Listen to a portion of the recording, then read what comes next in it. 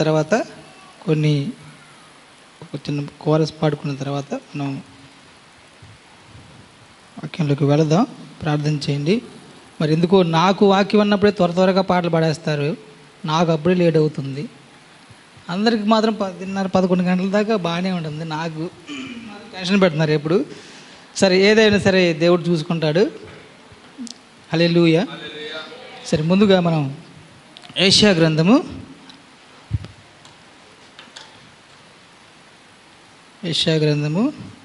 మొదటి అధ్యాయం తీయండి, నేను చదువుతాను.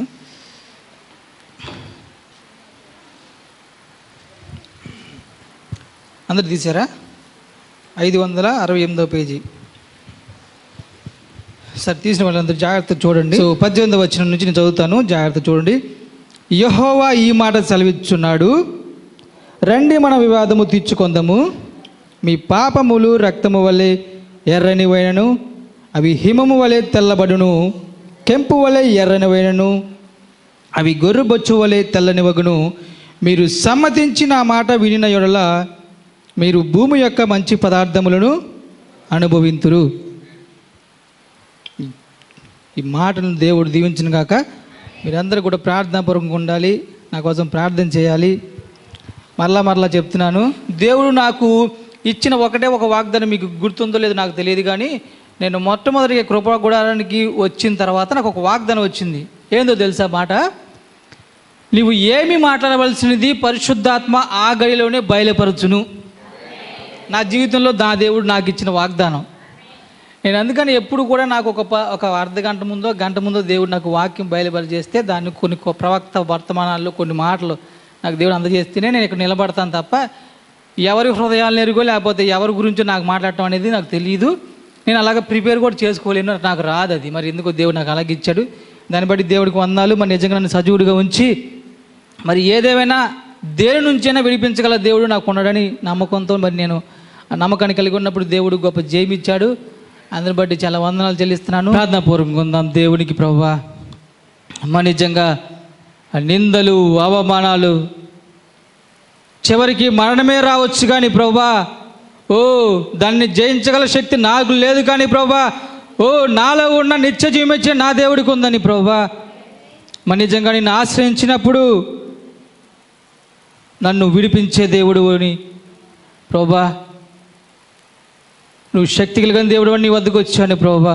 లోకంలో గనులైన వారు నువ్వు ఎన్నుకొని ప్రభువా, నువ్వు ఎన్నుకోలేదు కానీ ప్రభువా, అల్పులైన మమ్మల్ని ఎన్నుకున్న దేవుడు అయ్యా. నేను ఎవరో సహాయం కోసం మేము ఎదురు చూసినప్పుడు వారి నుంచి సహాయం రాకపోవచ్చు కానీ మాకు ఒక ద్వారం ఉన్నది, అది పరలోకం నుంచి ఒక ద్వారం ఉన్నదని, ఆ ద్వారంలో నుంచి మాకు సహాయం చేయగల ఒక దేవుడు ఉన్నాడని ప్రభువా. మేము నిజంగా ప్రార్థించినప్పుడు మా ప్రార్థనలకు జవాబిచ్చే దేవుడు నీవు ఉన్నావని ఈ గడియకు మాకు ఇచ్చిన నిరీక్షణ బట్టి వందనాలు స్తుతులు చెల్లిస్తున్నాం ప్రభువా. నేను ఈ ఉదయ సమయంలో ప్రత్యేక జ్ఞాపకం చేసుకోండి. నేను నువ్వు ఈ ఆరాధనలో ఉన్నందుకు స్తోత్రములు ప్రభువా. నన్ను నిలబెట్టినందుకు నీకు ప్రత్యేకమైన వందనాలు ప్రభువా. శ్రమల గుండా నడిపించైనా సరే నీవు వాడుకునే దేవుడు ప్రభువా. నాయనా ఆ పాత్ర నాయనా నువ్వు నన్ను కడిగి నువ్వు వాడుకునే దేవుడు ప్రభువా. నన్ను కడగండి ప్రభువా, నీకు నచ్చిన పాత్రగా మార్చండి మనం ప్రార్థన చేస్తున్నామయ్యా. నీకు అర్హమైన పాత్రగా యజమానుడు వాడుకునే పాత్రగా నన్ను చేయమని ప్రార్థన చేస్తున్నాను ప్రభువా. ఈ కృపలో బలపరచండి. మా సేవకుడు దూరాన్ని ఉండగా ఆయన జ్ఞాపకం చేసుకోండి. ఈ ఆరాధనలు మీరు తోడుగా ఉన్నారు, మీకు స్తుతులు స్తోత్రములయ్యా. వాక్య పరిచయలు మీరు తోడుగా ఉండి మీ ప్రజలతో మీరే మాట్లాడి ఆ దినమున మోషేతో ముచ్చటించిన దేవుడవు అగ్నిస్తంభమైన దేవానికే వందనాలు స్తుతులు స్తోత్రములు చెల్లిస్తున్నామయ్యా. యెహోషువకు నేను ఉన్నాను, నువ్వు భయపడకున్నావు ప్రభువా. గొప్ప వాగ్దానం చేసిన దేవుడు అయ్యా. ఆ వాగ్దానము ఈ గడికి మాకు మేము నమ్ముచున్నామయ్యా. ఈ ఆత్మ మమ్మల్ని వెంబడించును గాక. ఈ ఉదయకాల సమయంలో ప్రభువా మీరే మహిమ మేఘమై దిగొచ్చి పగల మేఘస్తంభంగా మా మధ్యన సంచరించి నీ ప్రజలతో ముచ్చరించి మా హృదయాలను నింపి పంపించమని, నీ కృపలో బలపరచమని, అత్తపాటి విశ్వాసం మాకు దయచేయమని మా ప్రభువైన యేసుక్రీస్తు నామములో ప్రార్థిస్తున్నాను. ఆమేన్. అందరం కూర్చుందాం. మరొకసారి మీ అందరికీ ప్రభువైన యేసుక్రీస్తు నామములో ప్రత్యేకమైన వందనాలు. ఉదయకాల సమయంలో ఇక్కడ యెహోవా ఇలాగూ సెలవిస్తున్నాడు. విన్నారు కదా మాట? యెహోవా ఈ మాట అన్న ఇలాగూ అన్న ఏదైనా ఒకటి. సో కాబట్టి ఏంటంటే ఆయన ఒక మాట చెప్తున్నాడు. దేవుడు అంటే దేవుడు చెప్తున్నారు. ఇక్కడ మనుషుల గురించి మీరు ఎవరు చూడొద్దు. నా వైపు చూడాలి అందరూ. అది బైబిల్ ఏం చూడొద్దు, నా వైపు చూడండి అందరూ. ఎక్కువసేపు ఇబ్బంది పెట్టను. మీకు అందరికి తెలుసు, నేను కొద్ది మాటలు చెప్తాను, ఎక్కువసేపు విసిగించడం మీ అందరికి తెలుసు, నాకు తెలిసి. సో కాబట్టి ఏంటంటే దేవుడు మీతో నాతో ఒక మాట చెప్తున్నాడు, వింటున్నారా? సో ఎందుకంటే ఎప్పుడు వచ్చినా ప్రవక్తలు ఒక మాట చెప్పాడంటే యెహోవా ఇలాగూ సెలవిస్తున్నాడు, ఈ మాట చెప్పాడు, నేను చెప్పమన్నాడు, అది నా మాట కాదు. కాబట్టి దేవుడు సూటిగా మనతో మాట్లాడుతున్నాడు. ఏమంటాడంటే రండి వివాదం తీర్చుకుందామని అంటున్నాడు. ఇప్పుడు దేవుడికి మనకి వివాదం ఏంటి? ఇక్కడ దేవుడికి మనకు ఒక వివాదం ఉందంటండి. ఆ వివాదం తీర్చుకుందాం రమ్మంటున్నాడు. ఇప్పుడు ఏమన్నాడంటే మీ పాపములు రక్తము వలె ఎర్రనివి. రక్తం ఎర్రగా ఉంటుంది కదండి, ఉండదా? ఉండదా? ఎవరెవరికి ఉంటుంది రక్తం ఎర్రగా? శ్యామ్ గారు, అందరికీ కుక్కలకి, పందులకి, జంతువులకైనా మనుషులకైనా రక్తం ఎర్రగా ఉంటుంది. మరి పాపము ఎర్రని ఎందుకు అంటున్నాడు ఇక్కడ దేవుడు? పాపానికి ఆ ఎరుపుకి ఏంటి సంబంధం ఏంటి? మీరు ఇప్పుడు ఆలోచన చేశారా? ఇది ఎప్పుడో తెలుసా? ఈ మాట నేను వర్తమానంలో రాకముందు మీరు విన్నారో లేదో, బివి కుమార్ అని ఒక ఆయన ఉన్నాడు, విజయవాడ రామరపాడులో. ఆయన చర్చ్ ఉంది. విమలారెడ్డి గారు బాగా సపోర్ట్ చేస్తే ఆయన పెద్ద టీవీ స్పీకర్ అయిపోయి పెద్ద పెద్ద బైబిల్ క్లాసులు పెట్టేవాళ్ళు. ఆయన ఒకసారి చెప్పినప్పుడు పాపము ఎర్రగా ఎందుకు ఉంటుంది అని నాకు అప్పటి నుంచి ప్రశ్న. అది ఇప్పుడు కాదండి, దాదాపు ఒక 10 సంవత్సరాలు వేసుకోండి, 10 సంవత్సరాల పై నుంచి నాకున్న ప్రశ్న ఏంటంటే పాపం యొక్క కలర్. నా వైపు చూడండి, మీరు జాగ్రత్త చూడాలి. మీరు బైబిల్లో ఏముండదో కాబట్టి ఏంటంటే కావాలంటే ఆడియో రికార్డ్, వీడియోతో సహా రికార్డ్ అవుతుంది, మీకు మొత్తం చూసుకోవచ్చు. మళ్ళీ సాయంత్రం వెళ్ళిన చూసుకోవచ్చు. కానీ ఏంటంటే కొద్ది మాటలైనా సరే మీరు మీ హృదయంలో పెట్టుకొని వెళ్ళాలి. ఇప్పుడు పాపము ఎందుకు ఎర్రగా ఉండింది? ఈ ప్రశ్న చేత్తో పట్టుకోండి, గట్టిగా పట్టుకోండి. పోయినసారి క్వశ్చన్ వేశాను మీ అందరికీ, ఆల్రెడీ చెప్పానో సమాధానం లేదు నాకు తెలీదు. ఇప్పుడు నా వైపు సగం మంది చూడలేదు అనుకుంటా, చూసారా? అయితే ఇక్కడ మన యొక్క సబ్జెక్ట్ ఏంటంటే ఎత్తబడే విశ్వాసం మనకు కావాలి. మరలా చెప్తున్నాను, నన్ను డిస్టర్బ్ చేశారంటే మీరు దేవునికి విరోధంగా పాపం చేసినట్టే. ఆ పాపము మీరు చేయకుండా అంటే మీకు నిద్ర వస్తే వెంటనే లేచి కొద్దిగా తలుపు తీసి ఉంచండి బాబు, వాళ్ళు వెళ్ళి బయట కూర్చుంటారు. It's a request. నిద్ర వచ్చిన అందరూ వెళ్ళిపోవచ్చు బయటికి, నాకేం ఇబ్బంది లేదు. కానీ ఏంటంటే కొద్ది మాటలు మీరు ఇప్పుడు ఎంత శ్రమ పడుతున్నా సరే మనకి ఒక ఫలం రాకపోయినప్పుడు ఎవరైనా పనికి వెళ్తున్నారా? శ్యామ్ గారు ఏ రోజు సెలవు పెట్టడం నాకు తెలిసినప్పటి నుంచి కూడా వర్షం వచ్చినా ఎండ వచ్చినా చలి పడుతున్నా సరే ఏదో రకంగా పనికి వెళ్తాడు తప్ప ఆదివారం తప్ప ఆయన ఇంటికాడ ఉంటాం నేను ఎప్పుడు వెళ్ళా. నా చెబుతూ వెళ్ళా. ఫస్ట్ ఆఫ్ ఆల్ చూడటం పక్కన పెడితే నేను వెళ్ళా. శ్యామ్ గారు ఒకరోజు ఆయన అంత కష్టపడి వారానికి పేమెంట్ రాకపోతే, ఎండ లేదు వాన లేదు, ఆయన సంగతి నాకు తెలుసు. సో ఇప్పుడు మీరు మీకు అర్థం కావట్లేదు, మీరు ఇక్కడ శ్రమ పడతారని మీకు అర్థం కావట్లేదు. పొద్దున్నే ఆదివారం లెగిసి గబగబా స్నానాలు చేసి టిఫిన్ వేసుకొని బయలుదేరి రావడం కాదు మీకు ప్రార్థన అంటే. మీకు చాలాసార్లు దేవుడు మన వాక్యంతో మాట్లాడాడు. సరే మిమ్మల్ని ఇబ్బంది పెట్టనులే. కానీ నా ప్రశ్న ఏంటంటే ఇక్కడ పాపము యొక్క కలరు రక్తం అంటే ఎర్రగా ఎందుకు ఉండింది అనేది ఒక ప్రశ్న. దాంతోపాటు ఏంటంటే ఇప్పుడు తండ్రి అయిన దేవుడు ఉన్నాడా? మీరుంటే నాకు చెప్పండి, నిన్న చదువుకుంటారు రేపటి నుంచి. అందులో ఏముండదు. తండ్రి అయిన దేవుడు ఉన్నాడా చెప్పాలి మీరు. అదిగో మన గాంధీ గారు ఎక్కువ వాళ్ళ ప్రోగ్రాంకి వెళ్తూ ఉంటారు కదా ఎక్కువ. గాంధీ గారు చెప్పాలి, తండ్రి అయిన దేవుడు ఉన్నాడా లేడా? తెలుసా తెలీదా? తండ్రి అయిన దేవుడు ఉన్నాడా? కుమారుడు అయిన దేవుడు ఉన్నాడా? సరే, చాలా ఇబ్బంది పడుతున్నారు, మిమ్మల్ని ఇబ్బంది పెట్టను. ఎందుకంటే ఇప్పుడు తండ్రి కుమార పరిశుద్ధాత్మని అందరూ ప్రార్థన చేస్తూ ఉన్నారు. సరే, దీన్ని కూడా పక్కన పెట్టేస్తే ఇప్పుడు మనం కదా అంటే మనుషులు ఎవరైతే ఆదాము హవ్వ అని ఇప్పుడు లాస్ట్ టైం చెప్పాము, వెనక్కి వెళ్తున్నాను. ఆదాము హవ్వ ఉన్నారు. ఇక్కడ పాపం చేసింది అంటే దేవుడి మాటకి మీరి పాపం చేసిందేమో హవ్వ. కానీ ఏమవుతుందంటే ఈ పాపము ఆదాము కూడా ఆపాదించబడింది. ఇద్దరు పాపాత్ములు అయిపోయారు కాబట్టి వీళ్ళిద్దరిని బయటికి గెంటేశారు, వీళ్ళు బయటకు వచ్చేసారు. ఇప్పుడు నా ప్రశ్న ఏంటంటే, యేసు ప్రభు అనే మన దేవుడు, విన్నారా? హల్లెలూయా. యేసు ప్రభు అనే మన దేవుడు ఇప్పుడు ఆయన ఎందుకు చనిపోవాల్సి వచ్చింది?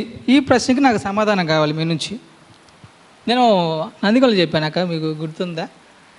యేసు ప్రభువే శరీరధారిగా వచ్చి ఎందుకు చనిపోవలసి వచ్చిన కారణం ఏంటి? మీకు ఎవరికైనా తెలుసు? ఇక్కడ ప్రశ్నలో తీసుకోమాకండి. ఇప్పుడు మోషే కూడా చనిపోయాడు, విన్నారా? బైబిల్లో చెప్తుంటే మోషే చనిపోయినప్పుడు అంట, నేనన్నా కలదోడు పెట్టుకున్న ఆయనకంట చూపు మందగించలేదు, ఆయన సత్తువ తక్కువ కాలేదంట. అంటే చాలా 120 years 120 సంవత్సరాల వయసులో కూడా మోషే చాలా బలవంతుడు.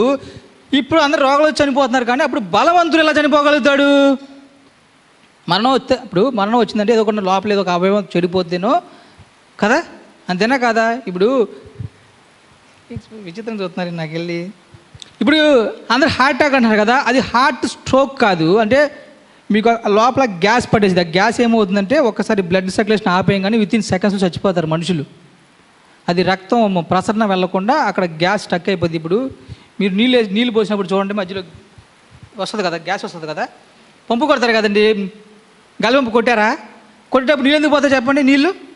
నీళ్ళు పోసి పైకి వచ్చి కింద కారిన దాకా ఉన్న తర్వాత అప్పుడు కొట్టేవాళ్ళు నీళ్ళు, అప్పుడు మీకు నీళ్ళు వచ్చాయి. కొడితే అంత మామూలు కొడితే రావు, వస్తాయా? కొట్టి గోళ్ళ పోయినా రావు. సో ఇప్పుడు విషయం ఏంటంటే, మన కొరకు దేవుడే వచ్చి సిలువు మీద చనిపోవాల్సిన అంత అవసరమేముంది?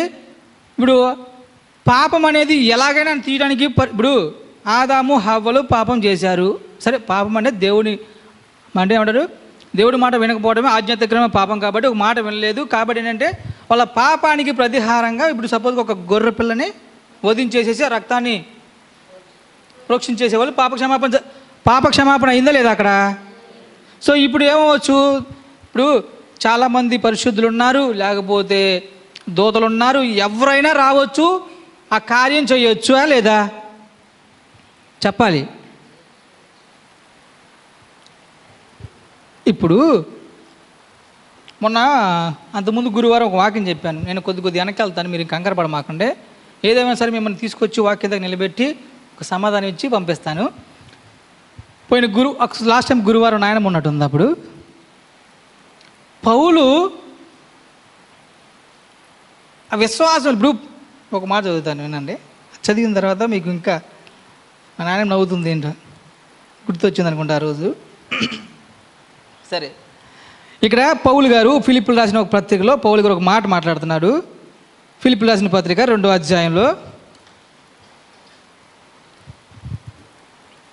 7వ వచనం, 2వ అధ్యాయం 7వ వచనం, 179 పేజీ, 179, 179 పేజీలో నేను చదువుతాను. ఇక్కడ పౌలు గారు ఇక్కడ మాట్లాడుతున్నారు. ఇప్పుడు ఈ ప్రశ్నకి దీనికి సంబంధం ఉంది. ఇక్కడ ఫిలిప్పులు రాసిన పత్రిక 2వ అధ్యాయము 7వ వచనంలో నేను చదువుతాను చూడండి. మనుష్యుల పోలికగా పుట్టి, పైనుంచి చదువుతాను కొద్దిగా. ఆయన దేవుని స్వరూపము కలిగిన వాడై ఉండి దేవునితో సమానంగా ఉండుట విడిచిపెట్టకూడని భాగ్యమని ఎంచుకోనలేదు, కానీ మనుష్యుల పోలికగా పుట్టి దాసుని స్వరూపమును ధరించుకొని తన్ను తానే రిక్తునిగా చేసుకొనెను. ఆయన ఆకారమందు మనుషుడుగా కనబడి మరణం పొందినందుకు, ఆయన శిలువ మరణం పొందినందుకు విధేయత చూపిన వాడే తను తను. సరే కాబట్టి ఇక్కడ ఏంటంటే, ఇప్పుడు పౌలు గారు చెప్తున్నాడు, ఆయన ఎవరి పోలికలు పుట్టాడంట? చదివారు కదండి వాక్యం. నేనేమన్నా దెయ్యంలాగా బోధంలాగా కనపడుతున్నాను మీకంటగా మాట్లాడితే. సరే, ఇప్పుడు ఎంతమంది ఎత్తపడదాం అనుకున్నా చెప్పండి. నిన్న నరేష్ నా పక్కన కూర్చున్నాడు, మా ఇంట్లో ఈ పక్కన సోఫాలో కూర్చున్నాడు. వాళ్ళు ఇంకా వెళ్ళట్లేదు, 1 గంట అయిపోయింది నరేష్. అయిపోతే నేను అన్నాను, నరేష్ రేపు వాక్యం ఉంది నరేష్, ఏం చెప్పాలి నరేష్, ఏమైనా సలహా ఇస్తావా, రెండు చిన్న చిట్కాలు ఇవ్వు అని అంటే, ఏ లేదన్న ఎత్తపడి గురించి చెప్పేసి అంటున్నా. ఆయన సింపుల్గా చెప్పేశాడు. ఎలా ఎత్తబడాలంటే, ఎత్తబడి విశ్వాసం ఎలా వచ్చింది మనకి? వింటున్నారా మీరు? పెద్ద పెద్ద మెసేజ్లు, పెద్ద పెద్ద వర్తమానాలు మనకు అవసరం లేదండి.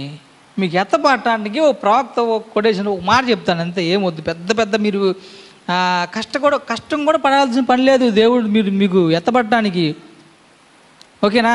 ఇప్పుడు నా ప్రశ్న ఏంటంటే, 2 ప్రశ్నలు వేశాను. ఆ ప్రశ్న తర్వాత సమాధానం వెళ్ళిపోదాము. సరే, రెండో ప్రశ్న ఏంటంటే, యేసు ప్రభువే శరీరధారిగా వచ్చి మన మధ్యన ఉండి, వింటున్నారా, ఆయన మళ్ళీ మన పాపాన్ని మీద వేసుకొని ఎందుకు మరణించాల్సి అంటే కొరడా దెబ్బలు తిని రక్తం కార్చి ఆ సిలువ మోసి ఎంత బాధ ఎందుకు పొందవలసి వచ్చింది? అది నా ప్రశ్న.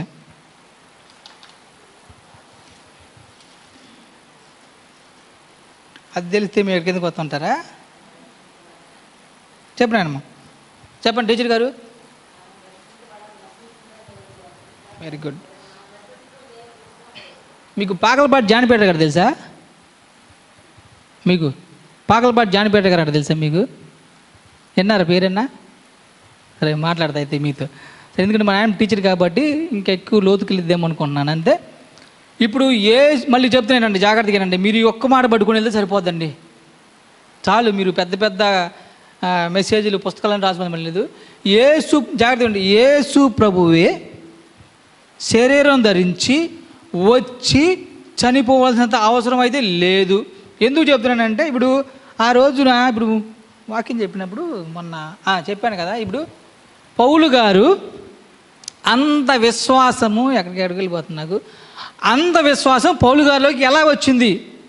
ఇప్పుడు 40 సంవత్సరాలు ఏమంటారు, గమలీయేలు పాదాల దగ్గర కూర్చొని కంఠపాఠంగా బైబిల్లో నువ్వు ఏది అడిగినా సరే కళ్ళు మూసుకొని చెప్పగలిగిన సమర్థుడు పౌలు గారు. తెలుసా మీకు?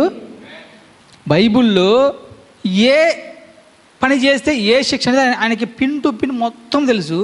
అటువంటి పౌలు గారు ఒక్క సందర్భం టచ్ అయిన తర్వాత తన జీవితంలో ఏమన్నాడంటే, యేసుక్రీస్తు దేవుడు అన్నోడిని చంపేండ్రా అన్నాడు. చంపేశాడు. ఆ చంపేసిన వ్యక్తికి నేనే జవాబుదారి, ఎవడొచ్చినా సరే నేనే జవాబుదారి అని చెప్పేసి అన్న పర్సన్ ఏమన్నాడంటే, ఒక సందర్భం ఎదురైన తర్వాత ఏమన్నాడంటే, బ్రతుకుట క్రీస్తే చావైతే. మీరు ఎంతమంది చావు లాభం అనుకున్నారు నాకు చెప్పండి? ఎవరు అనుకోరండి.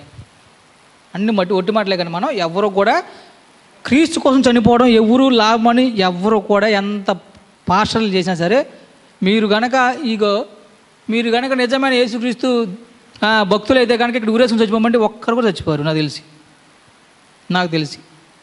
సో ప్రస్తుతం నేను కూడా ఆ సిచ్యువేషన్ లేననుకోండి, ఒప్పుకుందాం అందరం. యేసుక్రీస్తు కోసం మిమ్మల్ని సిలివేస్తానంటే మీరు మాకు ఆ దేవుడు వద్దు, మాకు ఆ ప్రార్థన వద్దని వెంటనే వెళ్ళిపోతాము, అందరికి తెలిసిన విషయం. కానీ ఏంటంటే, మీరు నాకు చూడండి జాగ్రత్తగా, పౌలు తన జీవితంలో ఎదుర్కొంది ఒకే ఒక్క సందర్భం. ఆల్రెడీ చెప్పా గురువారం, ఒకసారి మీరు అందరికి గుర్తుంది. ఇప్పుడు వచ్చారు, అందరూ వచ్చారు, పెద్ద పెద్దలు అందరూ వచ్చారు, మరి వాళ్ళకి గుర్తుండదని మళ్ళీ ఒకసారి జ్ఞాపకం చేస్తాను అనమాట. పౌలు తన జీవితంలో ఎదుర్కొంది ఒకే ఒక్క సందర్భం. ఆ సందర్భం ఆయన ఏమైందంటే, తన జీవితాన్ని ఏమైందంటే, బ్రతుకుట క్రీస్తే చావైతే మేలు అంటున్నాడు. పెంట అన్నాడు. తెలుసా ఏమన్నాడు? అంత పెంటతో సమానం అంటున్నాడు. నాకు ఏదొద్దు, నా ప్రాణం కూడా పెంటతో సమానం అంటున్నాడు. ఏంటి అంత విశ్వాసం ఆయనకి? అసలు యేసుక్రీస్తు మనుష్యుడిగా వచ్చాడని పౌలుకి ఎక్కడ తెలుసు? అర్థం కావట్లేదా? ఆయన ఎందుకు రావాల్సి వచ్చింది? యేసుక్రీస్తే మనుష్యునిగా పుట్టి ఎక్కడికి ఎందుకు రావాల్సి వచ్చింది? ఇవేమి తెలియదు, కానీ మనం సరే ఎత్తబడాలి. ప్రవక్త ఏమన్నాడు తెలుసా? ఎత్తబాటు విశ్వాసం గురించి, ఎత్తబాటులో ఎవరు ఉంటారనడానికి కొన్ని మాటల కోసం. అందరైతే కాదంట. వింటున్నారా? సంఘంలో ఉన్న ప్రతివారు కాదు, ఎన్నుకోబడిన వారు మాత్రమే. అందుకని ప్రవక్త ఏమంటాడంటే, సంఘానికి వచ్చిన వాళ్ళందరూ ఎన్నుకోబడిన వాళ్ళు కూడా కాదంట. కొద్దిగా ఈ మాట కొద్దిగా తీసుకోవాల్సింది, అది నా మాట అయితే కాదు, ప్రవక్త చెప్పాడు, మీకు చెప్పాను. ప్రవక్త ఎవరంటే దేవునిలో ఒక పార్ట్ ఆయన. అవునా? 7 నక్షత్రాల్లో ఒక నక్షత్రం. దేవుడి కన్ను ఉన్నారు ప్రవక్తలు, దేవుడికి కళ్ళళ్ళు. అవునా? దేవుడు మనం చూడాలంటే ప్రవక్తల ద్వారా చూస్తాడు మనల్ని. అర్థమవుతుందా? సో ప్రవక్త ఏమంటాడంటే సంఘానికి వచ్చే వాళ్ళ కూడా అందరూ కూడా ఎన్నుకోబడిన వాడు కాదు. కాబట్టి ఏమంటే ప్రవక్త అంట దేవుడికి ప్రార్థన చేస్తాడు. ఇప్పుడు నిజంగా ప్రవక్త మాటలు తలుచుకుంటే నాకు చాలా సంతోషం వేస్తుంది. ప్రవక్త ఏమని ప్రార్థన చేస్తాడంటే, ప్రభువా ఎత్తబాటులో ఒక 500 మంది ఉంటే అందులో నేను ఉన్నాను అంటున్నాడంట. మీరు చెప్పండి, నేను చెప్దాం ఆ మాట చెప్పగలుగుతారా? గుండె మీద చేసుకుని చెప్పండి. ఎత్తబాటులో 500 మంది కనుక ఉంటే ఆ 500 మందిలో ఒకటి నేను. హల్లెలూయా. ఎత్తబాటులో 100 మందే ఉంటే ఆ 100 మందిలో కూడా నేను ఉన్నాను. ఎత్తబాటులో 50 మంది ఉంటే ఆ 50 మందిలో ఒకడిని నేనే. ఎత్తబాటులో 10 మంది ఉన్నా సరే ఆ 10 మందిలో ఒక్కడిని నేనున్నాను. మనకి అంత ధైర్యం ఉండదు చెప్పే ధైర్యం. చెప్పండి, అంత ధైర్యము అంత బలంగా చెప్తారంటే ప్రవక్త ఏమంటే మీకు దైవిక స్వస్థతే లేనప్పుడు మీలోకి ఎత్తబాటు విశ్వాసం ఎలాగొస్తున్నాడు ప్రవక్త. మీకు కాళ్ళ పోతేనో చేయకపోతేనో జ్వరం ఛాలెంజ్ అండి. మీకు జ్వరం వస్తే తగ్గించుకుంటే మీరు ఎత్తబాటు మీలోకి ప్రవక్త అన్నాడంటే మీలోకి కనుక దైవిక స్వస్థత నేనంటే క్షమించండి. ఇప్పుడు దైవిక స్వస్థత నేనంటే ఇప్పుడు మనకి ఏదైనా ఒక రోగం, శారీరకంగా ఏదైనా రోగం వస్తే ఆ రోగాన్ని తగ్గించుకునే ఆ ప్రార్థనా శక్తి కనుక నీలో లేకపోతే నువ్వు ఎలాగ ఎత్తబడతావు? ఎత్తబడే విశ్వాసం నీలోకి ఎలా వస్తుంది అంటున్నాడు ప్రవక్త. నీకు జ్వరం వస్తేనే గడగడగడగడలాడిపోయి మంచంలో పడుకొని ఏడ్చేదానివి ఎత్తబాటులో ఎలా ఉంటావు నువ్వు? ఎత్తబాటులోకి వెళ్తాను, పరలోకం వెళ్తాను, బంగారు బీదులు ఉంటాయి, నడుస్తాను, తిండి అవసరం లేదు, ఏం అవసరం లేదు, డాన్స్ చేస్తాను. ఒట్టి మాటలో భ్రమ, ఇదంతా కళ్ళకు అనమాకండి. It will never happen. Madam గారు, ఇంగ్లీష్ మేడం గారు ఉన్నారు, కొద్ది ఇంగ్లీష్లో చూసి చెప్పండి, ఏమైనా రాంగ్ చెప్తే. అర్థమవుతుందా?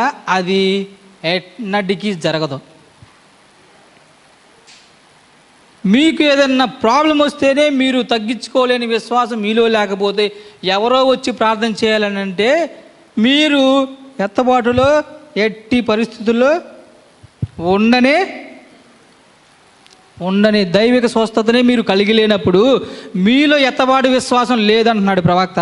ఇక నాకు ఏం సంబంధం లేదు, ప్రవక్తను అడగండి మీరు పైకి వెళ్ళిన తర్వాత. నువ్వు ఇటు అన్నావంట కదయ్యా ఆయన చెప్పాడు అంట అని చెప్పేసి చెప్పండి. అంతేగాని ఇక్కడ నా మాటలు అయితే మీకు ఒక్క మాట కూడా రావు. ఓకేనా? మంచిది. సో ఇప్పుడు విషయం ఏంటంటే ఒక్క సందర్భము పౌలు గారి జీవితాన్ని మార్చివేసిన సందర్భం. ఎందుకు ఆయనకి దేవుడు అంత ప్రత్యక్షత ఇచ్చి ఉంటాడు? ఆయనకి ఉన్న ప్రత్యక్షత ఏంటి అసలు చెప్పండి. మీరు కనుక్కున్న ప్రత్యక్షత ఏంటి? మీరు గురువారం మా నాయన చెప్పమాకండి. మీరు ఆ రోజు భార్గవి కూడా లేదు. భార్గవి వెరీ గుడ్, నువ్వు లేవు ఆ రోజు, మిస్ అయిపోయావు. సరే, మా నాయన గుర్తుంటే మాత్రం చెప్పొద్దు.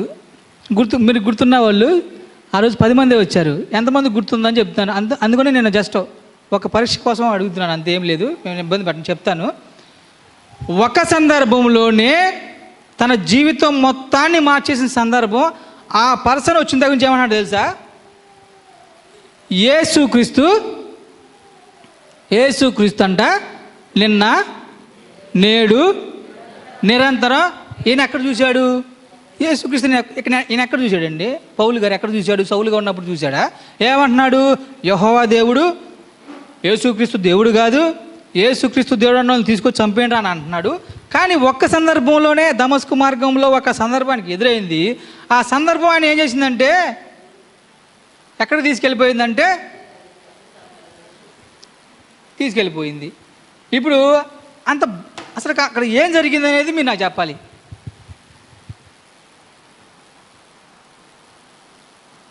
ఆ రోజు లక్కీ వచ్చింది అనుకుంటా, వచ్చావు కదా, యు ఆర్ హియర్. స్వీట్ వీళ్ళందరూ ఉన్నారు, వీళ్ళు ఉన్నారు, కొంతమంది మీరు వచ్చారు, ఉన్నట్టున్నారు ఆ రోజు. సరే, ఏదైనా సరే అంత విశ్వాసం పౌల్లోకి ఎలా వచ్చింది తెలిసిన వాళ్ళు లాస్ట్లో చెప్పండి. అర్థమవుతుందా? ఆ సందర్భం నుంచి ఏ రోజు కూడా పౌలు గారు వెనక్కి తిరిగి చూసుకోలేదు. దేనికోసం అంటే మరణం వస్తుందన్నా సరే పోనీలే, చంపేస్తారా చంపేని, అయినా సరే నేను అక్కడికి వెళ్తానని చాలా చాలా సింపుల్గా అండి. ఇప్పుడు ఒకటేంటంటే మొన్న వాళ్ళు మా ఇంటికి వచ్చి గొడవ చేస్తున్నారు. నా భార్యకి బాధ కలిగింది, కొద్దిగా కోపంగాను దుఃఖంగానే ఉంది, ఏంటి స్థితి అని చెప్పేసి అంది. కానీ అంతకంటే అది చాలా చిన్నదే కదా యాక్చువల్గా. ఇప్పుడు మన ఇంటికి డబ్బులు పెట్టడానికి వచ్చారండి, వాళ్ళు గొడవ చేస్తున్నారు, అది చాలా చిన్నదే. కానీ ఏంటంటే పౌలు గారికి ఏం చెప్తున్నారంటే, పౌలు గారు కొంతమంది శిష్యులు వచ్చి చెప్తారంటే, మాకు పరిశుద్ధాత్ముడు బయలుపరిచాడు, నువ్వు కనుక యెరూషలేము వెళ్తే నిన్ను చంపేస్తారు అని మాకు దేవుడు పరిశుద్ధాత్మ బయలుపరిచాడు, మాకు నువ్వు వెళ్ళొద్దంటే ఏమనంటే చంపేది చంపిని లేవయా అంటే ఒక మరణాన్ని చాలా సింపుల్గా తీసుకుంటున్నాడు పౌలు గారు. ఇక్కడ వింటున్నారా? ఒక మరణాన్ని చాలా చాలా సింపుల్గా తీసుకుంటున్నాడు. ఏంటి ఆ విశ్వాసం? అసలు ఏంటండి ఆయనకు అంత అసలు ఆ విశ్వాసం ఏంటి? అసలు ఆయనకి ఎక్కడి నుంచి వచ్చింది ఆ విశ్వాసం? అప్పుడు చెప్పాను చూసారా, అబ్రహాంలోకి విశ్వాసం ఎలా వచ్చిందని గుర్తులేదు ఇప్పటికి ఎవరికి. సరే, పద్బద్ధాలకి అవన్నీ చెప్పుకోవడానికి కుదరదు మనకి. అబ్రహాంలోకి ఆ విశ్వాసం ఎలా వచ్చింది? నోవాహులోకి ఆ విశ్వాసం ఎలా వచ్చింది? అలా చెప్పాను కూడా. ఎలీషా ఏలియాని వెంబడించినప్పుడు ఖచ్చితంగా నాకు దేవుడు 200 ఆత్మ ఇస్తాడని ఎలీషా అసలు వెంబడించినప్పుడు చూడండి, అసలు ఎంత గొప్ప కార్యం జరిగింది అక్కడ. మనకి లేదు, ఆ విశ్వాసం లేదు. కాబట్టి ఏంటంటే ఈ రోజుకైనా ప్రవక్త ఏమన్నాడంటే, మీరు చాలా చాలా చాలా చాలా చాలా చిన్న పనే కానీ దాన్ని మీరు చేయలేకపోతున్నారు, కష్టపడిపోతున్నారు. కాబట్టి ఏంటంటే ప్రవక్త ఏమన్నాడంటే, సంఘానికి ఈరోజు కావాల్సింది పరిశుద్ధాత్మ. హల్లెలూయా. మీరేమనుకుంటున్నారంటే, దేవుడు ఏమంటున్నారు మనకి బయలు చెప్తారంటే, దేవుడు అంట తన గొర్రెలను వచ్చి వెదకి రక్షించుకుంటాడు అన్నారా లేదా? ఇప్పుడు కామన్గా ఏమంటారంటే, మనం ఆయన వధువుని వెతుకుతున్నాడంట, తెలుసా మీకు? హల్లెలూయా. ఆయన తన వధువుని వెతుకుతున్నాడంట. సరే, మనకి బ్యాక్కి వెళ్తాను. సో ఇప్పుడు ఎత్తబాటు విశ్వాసంలోకి వచ్చేటప్పటికి ఏమైందంటే, ప్రవక్త ఏం చెప్పారంటే, చెప్పాను కదా, 500 మంది కనుక ఎత్తబడే వాళ్ళలో ఉంటే ప్రభా, వాళ్ళల్లో నేను ఒక్కడిని ఉన్నాను అని గట్టిగా చెప్తున్నాడు. సో ప్రవక్త ఏమంటాడంటే, ఇప్పుడు మామూలుగా ఓకే, ఆ ప్రెగ్నెంట్ అప్పుడు కనుక చెప్పారు చూసారా, ఒక డాక్టర్ గారు చెబుతా ఉన్నారు, ఆ ప్రెగ్నెంట్ అప్పుడు ఒకసారి పాస్టర్ గారు కూడా చెప్పారు, ఆల్రెడీ మీరు జయించేశారు, మీరు జయించలేదు ఇంకా ఇక్కడ కొట్టుకుంటున్నారు, మీరు జయిస్తేనే ఇక్కడ ఉన్నారని చెప్పారు. ఒకసారి బోయజ్ గారు కూడా చెప్పారు ప్రసంగంలో, మీరు విన్నారు ఆల్రెడీ. అది నాకు ఇప్పుడు గుర్తొచ్చింది. ఇప్పుడు 30 లక్షల కణాలు ఉంటే అందులో ఒక్కన మాత్రమే ఆ ఎగ్ని టచ్ చేసి ఒక పిండంగా తయారవటానికి జరుగుతుంది కదా. ఎన్ని కణాలు? 30 లక్షల్లో. అవంట చూడండి, ఆయన చెప్తాడు, అవి ప్రయాణిస్తూనే మధ్యలో అయిపోయింది మా పని, చచ్చిపోతాయి అంట. ప్రవక్త ఏమిటంటే, ఆ ఒక్క కణానికి కూడా ఆ ఎగ్ని చేరుకునే మేధస్సు ఇచ్చిందంట. ఎవరంటే ఆయనే. అర్థమవుతుందా మీకు? అర్థమైంది లేదు నాకు తెలియదు. ఆ ఒక్క కణం ఆ ఎగ్ని టచ్ చేసి అది పిండంగా మారటానికి కూడా అంత శక్తిని, అంత బలాన్ని, అంత తెలివినిచ్చింది కూడా దేవుడేనంటండి. ఇక మనం ఎక్కడా? మన బలం ఎక్కడా? మన ఏఐ, మన ఆర్టిఫిషియల్ ఇంటెలిజెన్స్ టెక్నాలజీ ఎక్కడా? ఏది పనిచేయదు. అందుకనే ఒకసారి నేను వాకింగ్ చెప్పానంటే, ఒక్క ఎముక తయారు చేయమని చెప్పండి మనుషుల్ని, ఒక్క ఎముక తయారు చేసి పెట్టమని చెప్పండి, ఆ ఎముకలకి రాడ్లు వేసి అవేసి ఇవేసి చేస్తారు తప్ప ఒక్క ఎముకని తయారు చేయమని చెప్పండి మనుషుని మేధస్సుతో. సరే, చాలా దూరం వచ్చేసి మళ్ళీ వెనక్కి వెళ్దాం. సో ఇప్పుడు విషయం ఏంటంటే, యేసు ప్రభువే ఎందుకు శరీరధారి అయి వచ్చి మరణించాల్సి వచ్చి నీ పాప నా పాప ఎందుకు తీయాల్సి వచ్చింది? అందరూ ఏమంటారంటే, తండ్రి అయిన దేవుడు పైన ఉన్నాడు, తర్వాత ఆయన రాలేక ఈయన పంపించాడు, ఈయనొచ్చి శిలువ మరణం పొంది వెళ్తా ఇంకొక ఆయన్నే మనకి జత చేసి భయం లేకుండా ఉండండి అని చెప్పేసి వెళ్ళాడు. ఆయన అక్కడే ఉన్నాడు, ఈయన అక్కడే ఉన్నాడు, ఇంకొక ఆయన మాత్రం మనకి ఇక్కడ కాపలా కాస్తున్నాడని చెప్పేసి చెబుతున్నారు. ఇదంతా దరిద్రమైన మాటలంతా చెబుతున్నారు లోకంలో.